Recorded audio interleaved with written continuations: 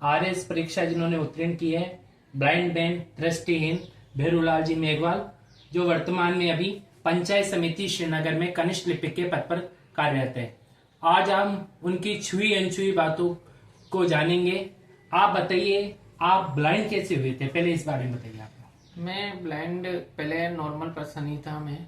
और मैंने 5th class तक प्राइमरी स्कूल मैंने नॉर्मल ही रहकर पढ़ाई करी थी। 2001 के अंदर मैं कम्प्लीटली ब्लाइंड हुआ था और मेरे को आइस में इन्फेक्शन हो गया था। और इन्फेक्शन होने के बाद डॉक्टर ने ऑपरेट करने के लिए सजेशन करी, लेकिन फैमिली ने बच्चा समझ के और कुछ उनके अंधविश्वास देवी देवता के भाव में रह गए वो कि भाई मेरा बच्चा ये इतने छोटी उम्र में ऑपरेशन कराना सही नहीं रहेगा। डर था उन लोगों को। और दूसरी चीज़ उनके मन में था कि कोई भूत डाकण या किसी ने तंत्र मंत्र से इसको ऐसा कर दिया। इसी सोच की वजह से फिर उन्होंने मेरा ऑपरेशन उस समय नहीं कराया और 2000 के अंदर जाके मेरा ऑपरेशन हुआ। लेकिन ऑपरेशन होने के कुछ टाइम के बाद ही मैं पूरी तरह ब्लाइंड हो गया।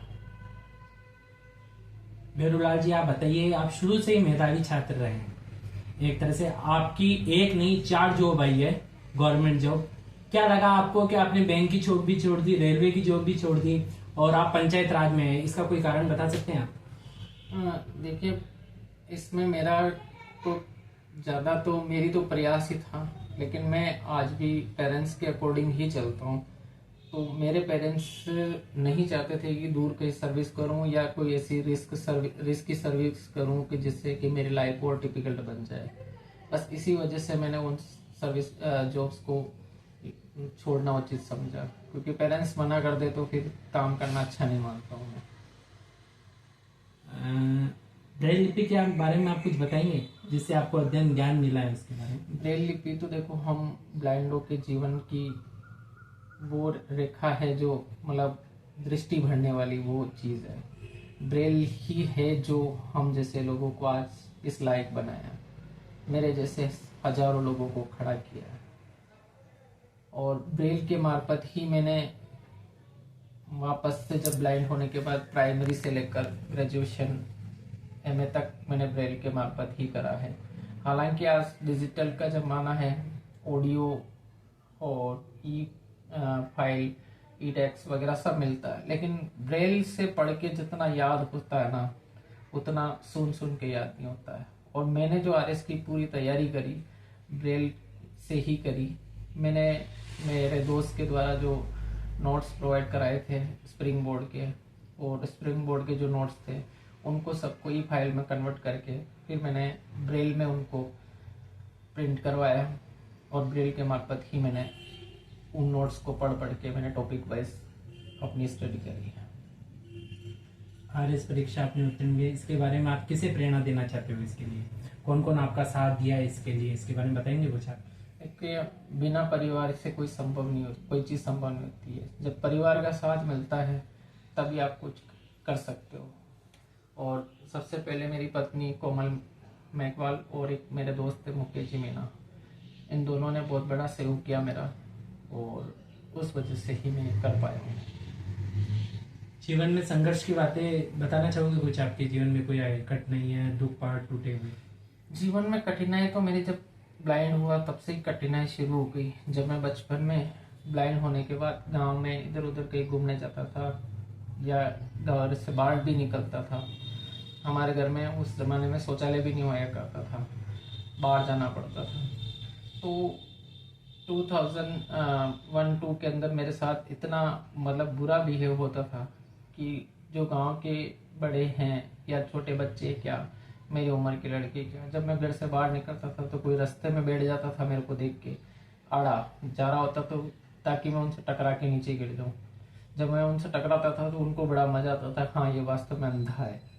और जब मैं मेरे को सीधा रास्ता बताने की वजह मुझे उल्टा सुल्टा रास्ता बताते थे, फिर मैं जाके कई कांटों में या गड्ढे में गिरता था तो उनको बड़ा मजा आता था कि चलो अंधा नीचे गिरा, और वो बड़े हंसते थे, चाहे बड़े हो चाहे छोटे हो। आज मैं उन्हीं लोगों से मतलब ये समझो कि मेरी पढ़ाई के प्रति जो मन था वो ऐसे लोगों की वजह से ही मेरा मन बना कि नहीं, मेरे को कुछ करके दिखाना है, बस यही भाव मेरा था।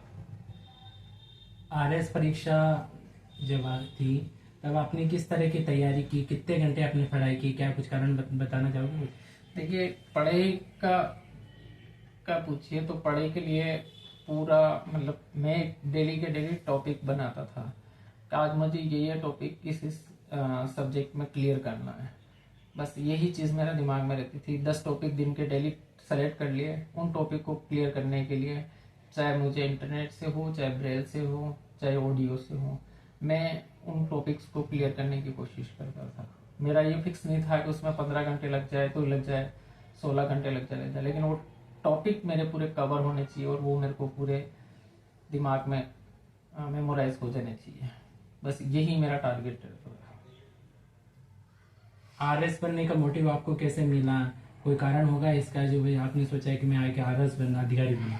इसके पीछे भी कुछ कारण तो रहा होगा ना?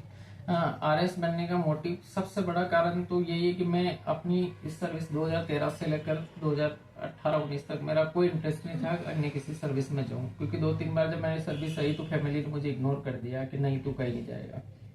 तो ऐसी पोजीशन में मैंने कोई टारगेट ही नहीं अचीव और रखा मेरा। लेकिन मैंने 2016 के अंदर जब डीबीटी पेमेंट शुरू हुआ था नरेगा के अंदर, उस समय लगभग 5 से 6% मनरेगा की लेबर का आधार सीड हो रखा था और मेरे को टारगेट दिया था कि इसको आप कैसे भी करके विद इन 1 मंथ 100% अपनी पंचायत समिति को भिजवानी है।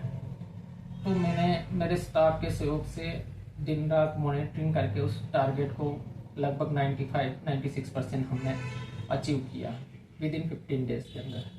जब वो क्रेडिट का टाइम आया तो वो दूसरे को मिला। फिर दूसरी बार जब SBM स्वच्छ भारत मिशन के अंदर में हमको टारगेट दिया कि आपकी पंचायत समिति में इतने शौचालय बन जाने चाहिए इतने टाइम में, 400 शौचालय पर डे का टारगेट रहा। तो उस समय भी मैंने पूरा मेहनत से काम किया, लेकिन वो क्रेडिट लास्ट में कोई और ही ले गया। तो इसी चीज से लेके कि यार अपन इसमें कितना भी कुछ कर लो, लेकिन क्रेडिट अपन को नहीं मिलना है, मिलना क्रेडिट जो अधिकारी देंगे। तब से मेरे दिमाग में आया नहीं, मैं भी अब कुछ अधिकारी बनकर ही दिखूंगा, यही मेरी सोच थी। आज आपने राजस्थान प्रशासनिक सेवा परीक्षा उत्तीर्ण की है, ठीक है। इसे आप कंप्यूटर चलाने में भी माहिर है, इसके बारे में बताते हैं, कुछ कारण बताइए।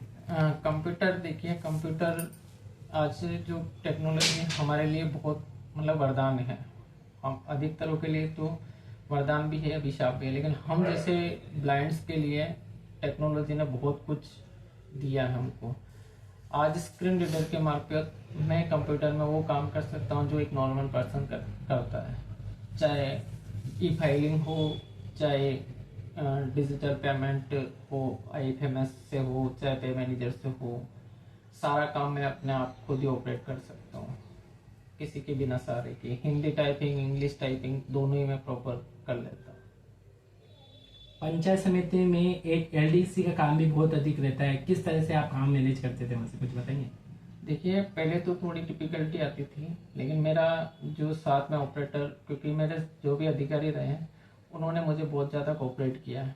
वो मेरे को उनको लगता था कि इसको हेल्प की ज़रूरत होती तो वो हमेशा किसी न किसी साथ में सहायक के रूप में जरूर लगाते थे। तो मेरे को भी स्वच्छ भारत मिशन, पेंशन और राशन कार्ड ये दे रखा है, तो मेरे सहयोगी लगा रखे हैं मेरे साथ। अब जब भी कोई फाइल है आई तो वो मुझे रीड करके सुनाते थे, या फिर मेरे को PDF बना के वो दे देते थे, मैं उसको पूरी फाइल को पढ़ना, या कोई पेमेंट बिल बनाना तो बिल का पूरा उनको बता देता, भाई ऐसे बिल बना, ऐसे बना। मैनुअल जो भी काम करना मैं सहयोगी की मार्फत करता था, और ऑनलाइन का काम मैं खुद देखता था और मैं खुद ही करने की कोशिश करता था। RS में आपकी कौन कौन सी रैंकिंग है, इसके बारे में बताना चाहिए श्रेया। देखिए, मेरी ब्लाइंड कैटेगरी जनरल के अंदर तो मेरी 5वीं रही है, और TSP एरिया से मैं आता हूँ तो मेरी TSP में 39 रही है, और TSP ब्लाइंड के अंदर मेरी फर्स्ट रैंक रही है। अब आप RS अधिकारी भी बन जाएंगे तो आपका किस तरह का मोटिव रहेगा काम करने का आपके विभाग में, तो कुछ बताना चाहेंगे। आपको जो भी विभाग मिलेगा, मुझे जो भी गवर्नमेंट डिपार्टमेंट देगी, मैं जैसा मैं मेरे साथ में बहुत सारे अधिकारी रहे हैं, उन्होंने मतलब स्टाफ को किस तरह यूज करना है और किस तरह स्टाफ के मार्फत अपना टारगेट और अपना प्रोजेक्ट और अपना टास्क पूरा करना है, वो एक प्लानिंग बना के चलते थे। उसी प्लानिंग मतलब मेरी यही प्लानिंग रहेगी कि स्टाफ से इसी कोऑर्डिनेशन बैठूं मैं कि मेरे को जो भी गवर्नमेंट स्कीम दी या कोई भी प्रोजेक्ट दिया उस प्रोजेक्ट को टाइमली पूरा करूं। और सेकंड मेरा जो मोटिव रहेगा, जो भी मेरा डिपार्टमेंट रहेगा उसमें जो हैंडीकैप्स के लिए जो भी स्कीम्स है वो स्कीम्स हैंडीकैप्स के लिए भेजूं। दूसरा मेरा काम रहेगा जो मेरी इस तरह से जो मेरे आज मैं जिस समस्या का सामना करके ब्लाइंड बना हूं, वो समस्या किसी और के साथ, किसी विकलांग साथी के साथ, दिव्यांग साथी के साथ नहीं हो। इसके लिए मैं जो अंधविश्वास के कारण पढ़ नहीं पा रहे हैं या उनका इलाज नहीं मिल पा रहा है, उन लोगों को मैं ढूंढूंगा और उनके लिए कुछ करने की कोशिश करूंगा। युवाओं को क्या संदेश देना चाह रहे हो? हाँ, युवाओं को मैं यही संदेश देना चाहूँगा कि आप अपना जो भी गोल फिक्स करें, जो भी टारगेट फिक्स करें, सबसे पहले तो उसको अचीव करने के लिए अपन क्या क्या कर सकते हैं इसकी प्लानिंग बनाएं। देन जो भी आपका कोर्स हो उसको एक निश्चित टाइम पे पूरा करें और पता लगे कि हम एग्ज़ाम से पहले कोर्स को कंप्लीट करने बैठेंगे, वो कभी संभव नहीं है। एग्ज़ाम के टाइम में सिर्फ मेमोराइज और शॉर्ट नोट्स ही रिवीजन करें और डेली का टॉपिक निश्चित कर लें कि भाई मैं 10 टॉपिक कवर कर सकता हूँ, 5 टॉपिक कवर कर सकता हूँ, तो वो आप डिसाइड करें और उन टॉपिक्स को कवर करने की कोशिश करें। न कि अपना डेली का रूटीन बनाए कि मैं 17 घंटे पढ़ लूँ, 18 घंटे पढ़ लूँ, वो नहीं बनाए। आप भले 6 घंटे पढ़े लेकिन अपना एक टारगेट निश्चित करें डेली का कि मैं 10 टॉपिक ले सकता हूँ, 20 टॉपिक ले सकता हूँ, वो आप पे डिसाइड करता है। ये थे हमारे साथ में आरएस परीक्षा उत्तीर्ण करने वाले प्रथम प्रयास में भेरूलाल जी मेघवाल, जिन्होंने इसी रूम में, इसी क्वार्टर है, ये पंचायत समिति का एक क्वार्टर है, इसी रूम में बैठ के इन्होंने घंटों भर तक पढ़ाई की थी। उसके बाद में आरएस परीक्षा इन्होंने उत्तीर्ण की थी। आप देख सकते हैं ये रूम, इसी रूम में ये बैठे थे। और भेरूलाल जी और कुछ बताना चाहेंगे आप? मैं यही बताना चाहूँगा कि कभी भी कोई भी विकलांग आपको मिलता है, उससे सहानुभूति से, उसको दया से नहीं देखें, उसे सहानुभूति से देखें और उसको जितना आपसे हेल्प हो सकती है उनको एजुकेशन के लिए या उनको कोई रास्ता बताने के लिए हो, आप जरूर करें और सभी का जो भी आपको मिले उनका सहयोग करें। बस यही निवेदन करूँ।